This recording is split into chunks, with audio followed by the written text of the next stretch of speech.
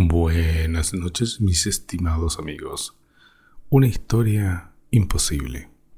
Sí, la verdad sobre Charles Robert Darwin, para todos conocidos como Charles Darwin, creador de la teoría de la evolución.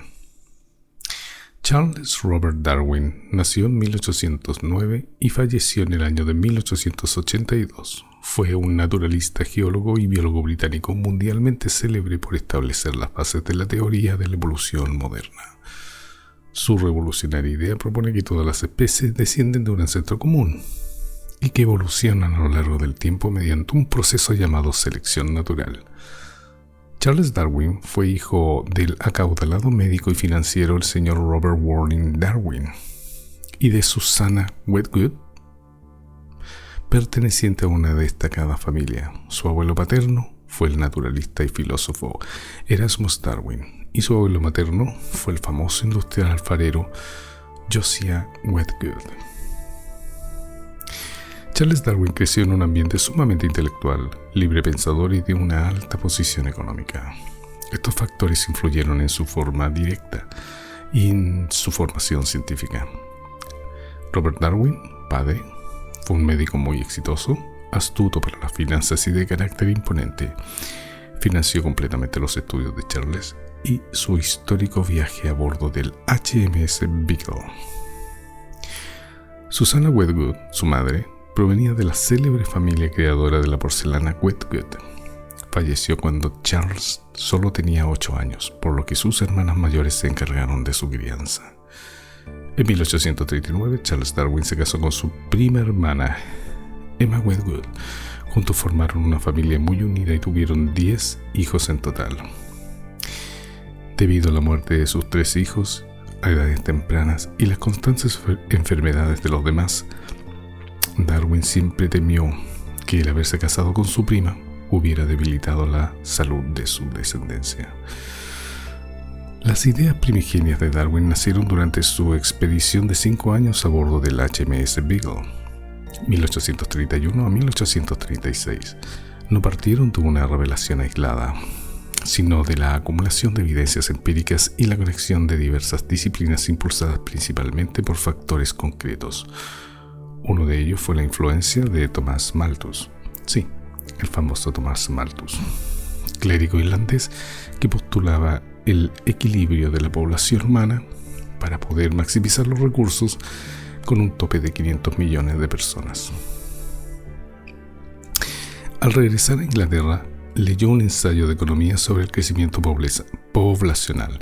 Esto le permitió formular el motor de su teoría. Comillas.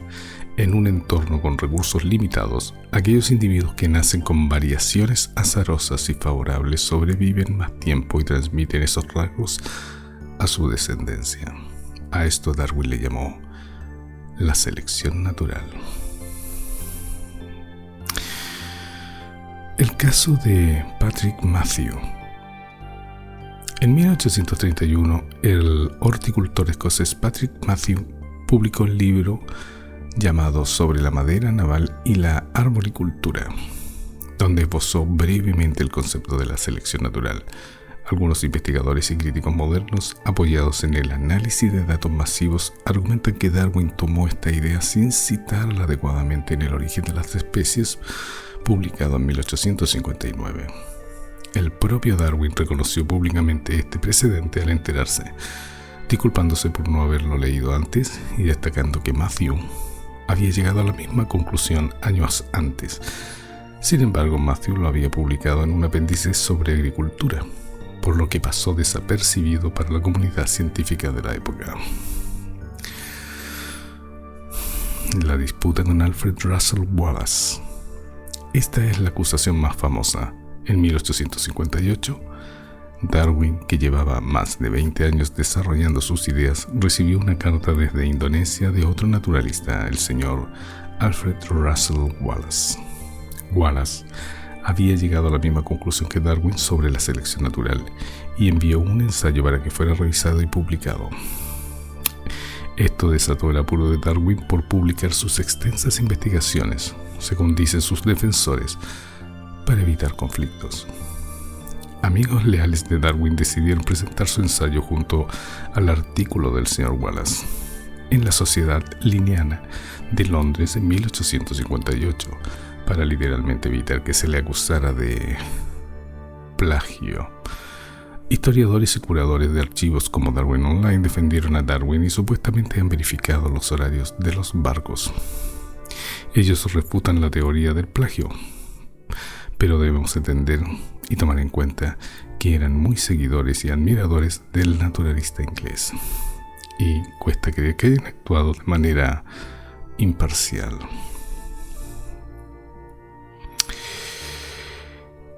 Las omisiones de Edward Blyth. Otra vez Darwin en el ojo del huracán. En la década de 1830 y 1840, el naturalista Edward Blyth publicó ensayos donde describía cómo la selección actuaba conservando a las especies en su entorno óptimo. Autores como el escritor Loren Eiseley han argumentado que Darwin tomó el concepto de selección natural de Blyth sin darle el crédito correspondiente. Sus fanáticos defensores argumentan que Darwin poseía los escritos de Blyth y de hecho mantenía correspondencia frecuente con él, pero no hay registros de ello.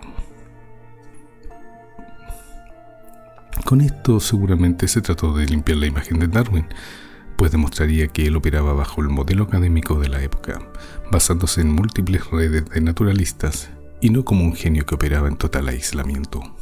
Pero, bueno, una cosa es consultar y la otra es plagiar. Pero por favor, amigos míos, no se hagan una idea de que Darwin no era más que un sinvergüenza que plagió los trabajos de otros y que recibió todos los créditos por ideas que nunca fueron suyas. Aunque, bueno, ustedes sacarán sus propias conclusiones. Yo solamente he expuesto los hechos.